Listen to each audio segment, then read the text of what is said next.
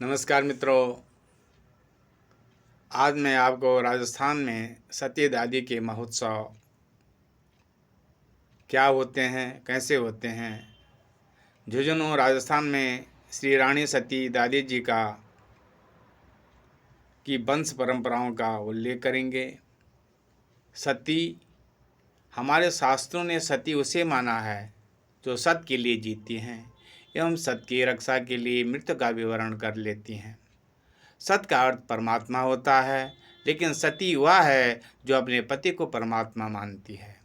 पति के न रहने पर जो प्राण धारण नहीं करती वह सती है।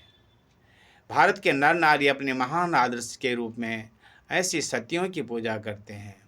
सारे समाज का विश्वास हो जाता है कि सतियों के सत्य से ही समाज का संरक्षण एवं संचालन होता है। इसी परंपरा में यहाँ विभिन्न गोत्रों के लोग अपने अपने कुल के सतियों का पूजन प्राय अपने अपने घरों में कर लेते हैं। यहाँ सभी सतियों के मंदिर भी बने हुए हैं, जहाँ भाद्रपद अमावस्या भादो अमावस पर मेले लगते हैं। देश के कोने कोने में बसे राजस्थान के सज्जन यहाँ आकर अपने कुल की सतियों को भोग देते हैं, प्रणाम करते हैं और समारोह पूर्वक उनकी पूजा करते हैं। इन सतियों के नाम भी बहुत हैं, जैसे धौली सती, ढाढ़न सती, रानी सती आदि आदि। झुंझुनू राजस्थान में श्री रानी सती दादी जी का विशाल मंदिर है, जो केवल राजस्थान में ही नहीं सारे देश में अपना महत्वपूर्ण स्थान रखता है।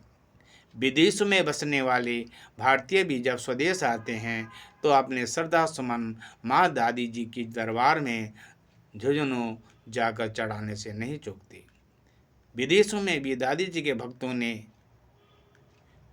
अपने अपने घरों में दादी जी का मंदिर बना रखा है, जहाँ नित्य दादी जी का पूजा अर्चन होती है। मूल रूप में तो रानी सती दादी बांसल गोत्र की है, परंतु इनकी मान्यता राजस्थान में लगभग पूरी अग्रवाल समाज में है। अग्रवालों के सभी गोत्रों के अलावा भी ब्राह्मण, क्षत्रिय, वैश्य, शूद्र सभी इनकी नियमित पूजा करते हैं। यूँ तो दादी जी के मंदिर में 12 महीने भक्तों या दर्शनार्थियों का तांता लगा रहता है, लेकिन 2 आयोजन ऐसे होते हैं जब दादी जी के भक्तों की संख्या लाखों में होती है। प्रत्येक वर्ष की भाद्र और कृष्ण अमावस्या पर सर्वाधिक भीड़ होती है। श्री रानी सती जी के वंश परंपरा में 13 सतियों का पूजन किया जाता है। उनके नाम अवगत कराता हूँ। पहला है श्री रानी सती, दूसरा श्री सीता सती, तीसरा श्री महादेवी सती, चौथी श्री मनोहरी सती, पांचवी श्री मन भावनी सती, छठी श्री यमुना सती, सातवीं श्री ज्ञानी सती, आठवीं श्री पुरा सती, नौवीं श्री बीरागी सती, 10वीं श्री जीवनी सती, 11वीं श्री टिली सती और 12वीं श्री बाली सती और 13वीं है श्री गुजरी सती। भाद्र के महीने कृष्ण अमावस्या को अंतिम सती श्री गुजरी सती जी सती हुई थी, इसलिए उस दिन सभी सतियों की पूजा अर्चना बड़े धूमधाम से की जाती है। श्री रानी सती जी अपनी वंश परंपरा में प्रथम सती हैं और मार्गशीर्ष कृष्ण नवमी मंगलवार संवत 1352 तदनुसार 6 दिसंबर सन 1294 ईस्वी को उन्होंने सतीत्व ग्रहण किया। सती के रूप में उसी दिन उनका प्राकट्य हुआ, इसीलिए उस दिन सभी भक्तों को प्रसाद भोजन कराने की व्यवस्था है। श्री रानी सती दादी जी एवं सभी सतियों की दिव्य ज्योति अपने भक्तों के जीवन को सदा से आलोकित कर रही है। भाद्र कृष्ण अमावस्या को इनकी पूजा का विशेष दिन है। इस दिन इनके भक्त दादी जी की विशेष पूजा आराधना करते हैं। मंगल गीत और भजन आदि के आयोजन होते हैं। प्रधान मंदिर तो राजस्थान के शहर झुंझुनू में स्थित है, लेकिन प्रत्येक शहर में एक या एक से अधिक दादी जी के मंदिरों की स्थापना हो चुकी है। नित्य नए मंदिर बन रहे हैं। भाद्रपद कृष्ण अमावस्या के दिन भक्तगण दादी जी की विशेष पूजा कर अपने को कृतार्थ मानते हैं। श्री रानी सती जी के विशेष महत्व को देखते हुए उनका जीवन परिचय जानना बहुत आवश्यक है। दादी जी अमर सुहागन हैं, अमर वीरांगना हैं। ऐसी लोक मान्यता है कि महाभारत के युद्ध में जब अर्जुन पुत्र वीर अभिमन्यु वीर गति को प्राप्त हुआ था, उस समय अभिमन्यु की पत्नी उत्तरा ने सती होने का निश्चय किया, किंतु भगवान श्री कृष्ण ने उसे सती होने से मना कर दिया और कहा कि हे उत्तरे, इस समय तुम गर्भवती हो, अतः सती होने पर तुम्हें पाप लगेगा। इस समय तुम सती नहीं हो सकती। मैं समझ रहा हूँ कि इस समय सती होने की तुम्हारी प्रबल इच्छा है, किंतु यह समय उचित नहीं है। मैं तुम्हें वरदान देता हूँ कि तुम कलयुग में सती होगी और घर घर में तुम्हारी पूजा होगी। यही महाभारत काल के उत्तरा कलयुग में नारायणी नाम से अवतरित हुई है एवं वीर अभिमन्यु बाद में तन धन दास जी के रूप में अवतरित हुए। यही नारायणी बाई बाद में हमारी आराध्या श्री रानी सती दादी जी के नाम से विख्यात और घर घर में पूजित हुई। मित्रों, भक्तराज गुरसामल जी एवं श्रेष्ठ विभूति माता गंगा देवी तत्कालीन राजस्थान के महम नगर के ठोकवा उपनगर के रहने वाले थे। भक्तराज सेठ गुरसामल जी महाराज अग्रसेन जी के वंशज थे। वे गोयल गोत्र के थे। सेठ गुरसामल जी एवं माता गंगा देवी से एक पुत्री का जन्म हुआ, जिसका नामकरण नारायणी देवी किया गया।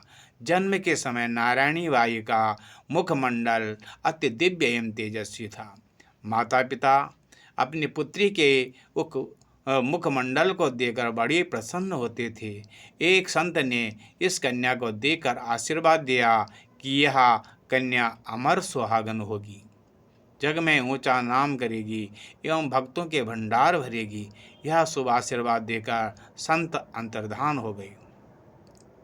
इधर नारायणी बाई जब 5 वर्ष की हुई तो पढ़ने जाने लगी। जो भी उनके गुरु पढ़ाते थे उन्हें याद हो जाता था। विलक्षण प्रतिभा से संपन्न नारायणी बाई ने अल्प समय में ही शास्त्रों का चिंतन मनन कर लिया। रामायण और गीता का तो वही नित्य पारायण करती थी। बड़ी होने पर उनके पिताजी के द्वारा शस्त्र विद्या, शिक्षा, घुड़सवारी आदि की भी शिक्षा दिलाई गई। उस समय हरियाणा में ही नहीं बल्कि उत्तर भारत में उनके मुकाबले की कोई निशानेबाज भी बालिका नहीं थी, कोई पुरुष भी नहीं था। उधर नारायणी बाई के भावी पति तनधन दास जी का जन्म हिसार नगर में महाराज अग्रसेन के सुपुत्र विशाल देव जी वीरभांजे के वंश में हुआ था। इनके वंशज बांसल गोत्र के थे। तनधन दास जी के पिता का नाम सेठ जालान दास एवं माता का नाम यमुना देवी था। उस समय हिसार का नवाबी राज्य क्षेत्र आजकल के हरियाणा प्रदेश से बड़ा था। उसी नवाबी राज्य हिसार के जालान दास जी दीवान थे। इनकी न्यायप्रियता प्रसिद्ध थी। श्री जालान दास जी के बड़े पुत्र तनधन दास जी बहुत ही सुंदर, सुशील एवं वीर पुरुष थे। मित्रों, इधर ठोकवा नगर में माता पिता को नारायणी के विवाह की चिंता होने लगी। वे 13 वर्ष की हो चुकी थी। माता पिता की चिंता देखकर नारायणी देवी ने अपने तप के बल पर स्वप्न अवस्था में स्वयं ही वर खोज कर हिसार में वर देखने के लिए ब्राह्मण जी को भेजा। ब्राह्मण देवता जब विवाह का प्रस्ताव लेकर वहां पहुंचे तो तनधन दास जी के पिता अपने पुत्र का विवाह नारायणी बाई के साथ करने के लिए खुशी खुशी राजी हो गई। यह सुसमाचार सुनकर श्री गुरसामल जी अति प्रसन्न हुई। तनधन दास जी एवं नारायणी के विवाह का मांगलिक कार्य बड़े धूमधाम से संपन्न हुआ। कन्या के पिता ने दहेज में हाथी, घोड़े, ऊंट, बैल और सैकड़ों छकड़े भर दिए। एक श्याम वर्ण की सुंदर घोड़ी भी दहेज में दी गई। विवाह के पश्चात श्री तनधन दास जी सायंकाल अपनी श्याम वर्ण की जो घोड़ी थी सैर करने हिसार में जाया करते थे। नवाब के शहजादे को यह घोड़ी बेहद पसंद आ गई। उसने घोड़ी मांगी, लेकिन तनधनदास जी ने घोड़ी देने से मना कर दिया। आधी रात को नवाबजादा घोड़ी चुराने के लिए दीवान जी की हवेली में गया। नया आदमी देखकर घोड़ी हिनहिनाने लगी। तनधनदास जी जाग गई और उनके भाले के एक ही प्रहार से नवाबजादा मारा गया। दीवान जी ने तुरंत रातों रात हिसार छोड़ने का निश्चय किया और पड़ोसी राजा झुंझुनू के नवाब के पास पहुंच गई। हिसार एवं झुंझुनू के नवाबों में आपस में शत्रुता थी। नवाबजादा जब दीवान जी की हवेली में मृत अवस्था में पाया गया तो दीवान को पकड़ने का आदेश हो गया। दीवान जी तो सपरिवार झुंझुनू के राज्य में आ चुके थे। हिसार की सेना की ताकत झुंझुनू की सेना से टक्कर लेने की नहीं थी। झुंझुनू में इन्हें दीवान का पद दिया गया था। मुगलावी में तनधनदास जी अपनी पत्नी नारायणी को लाने ठोकवा महिम पहुँचे। मुहूर्त के अनुसार विदाई हो गई, लेकिन विदाई के समय अपशकुन होने लगे। हिसार राज्य से होकर जाना पड़ता था। भिवानी से 4-5 मील की दूरी पर देवसर की पहाड़ी के पास आते ही नवाब की फौज ने भयंकर हमला कर दिया। उस युद्ध में तनधनदास जी को वीर गति की प्राप्ति हुई। अपने पति के शव को देखकर नारायणी देवी ने तुरंत अपने पति का भाला एवं तलवार लेकर घोड़े पर सवार होकर रणचंडी का रूप धारण कर लिया और वे नवाब की सेना से लड़ने लगी। उनके तेज बल से शत्रु सेना पराजित हुई और डर के मारे भाग गई। सेवक राणा से नारायणी देवी ने तुरंत पति का शव लाने को कहा तथा सूर्य ढलने से पहले ही तुरंत लकड़ी लाने को कहकर पति के संग उसी देवसर पहाड़ी पर सती होने की इच्छा प्रकट की। सेवक राणा जी ने नारायणी देवी जी के आदेश का पालन किया। माता नारायणी ने अपने सत के बल पर जमीन से पानी की धार निकाली और स्वयं और मृत पति को नहलाकर श्रृंगार किया। पति के शव को अपनी गोद में रखकर वह फिर चिता पर चढ़ गई। पति के माथे पर तिलक लगाया। पद्मासन में बैठकर रानी जी से गठजोड़ करवाया और स्वयं के तेज से उनकी चिता प्रज्वलित हो उठी। इन महासती की विशेषता है कि इनका जन्म, विवाह एवं सती होना तीनों मंगलवार को ही संपन्न हुई। चिता की दिव्य ज्योति पूरे क्षेत्र को आलोकित कर रही थी। उसके पश्चात चिता में से त्रिशूल रूपी सती प्रकट हुई और मधुर वाणी में बोली, हे राणा जी, मेरी चिता 3 दिन में ठंडी हो जाएगी और तब भस्म एकत्र कर मेरी चुनरी में बांध कर मेरी इस घोड़ी पर रख देना। घोड़ी चलते चलते जहाँ भी खुद ठहर जाए उसी स्थान पर मैं अपने प्यारे पति के साथ निवास करती हुई जन जन का कल्याण करती रहूँगी।